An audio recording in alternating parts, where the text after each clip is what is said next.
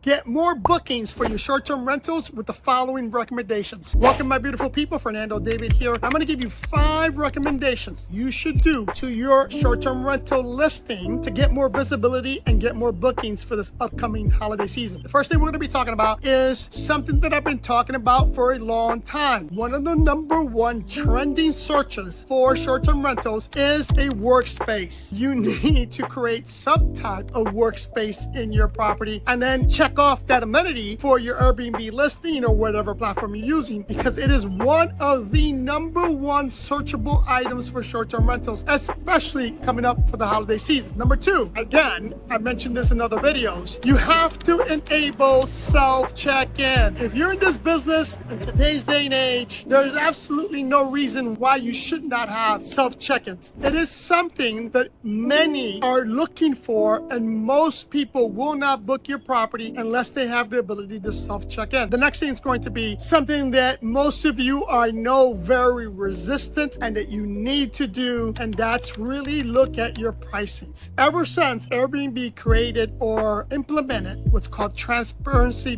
pricing, pricing's critical. Right now, the reason why the short-term rental business is struggling is because it's oversaturated. And for some of you, you really need to either suck it up because you're going to have to reduce your pricing, or you're going to have to be looking to do something else, because a lot of you got into this game recently and you overpaid for property. You got in when the game was really well, the industry was strong, so you were able to get a higher average daily rate than you can today. The fact of the matter is that the average daily rate has decreased and has been decreasing for the last year. So you really need to do a very good analysis of your property and see where you're at in terms of your pricing. And most likely, I would probably bet if you're not getting any bookings, you're going to have to reduce your price. If you don't have a pricing software, here's something to look forward to. Once you start to get traction, and if you provide a quality service, you can always increase your pricing, and your software will increase the pricing once you start to get booked. The next we're going to be talking about is another thing that a lot of people don't want to do, and that's reducing your length of stay restrictions. Meaning, a lot of you have 3 or 4 night minimum stay requirements. People, if you want to be competitive, you got to get rid of that. I was one of those people that was very hesitant on creating a 1-night stay requirement. I always wanted to have at least 2 to 3 or 4 night minimum requirements, but I've noticed, and it's helped our business when we reduced that. Many of our larger properties, we still have a 2-night requirement. What we do is, for the weekdays, it's a 1 night, but for weekends, we do a minimum of 2 nights. But it has helped, it has increased our bookings. So you need to consider that. The next one, if you're the type of person that has a short-term rental and revenue is a priority, meaning making money of that property is a priority to you, then you have to stop. You have to take some time and stop blocking days for you to use or for you to give to some of your friends to use. Again, that's if your revenue is a priority to you. And here's why, especially if you're listing your property on Airbnb, they hate that you block nights. For them, they see it as that you're not a professional, meaning your priority is not making money. So their priority, which is making money, they're not going to boost your property. So if you work for someone, you're a property manager, and you work for an owner that's constantly blocking days and revenue is a priority to them, I would have this very tough conversation with them and let them know, hey, for the next 12 months, you can't block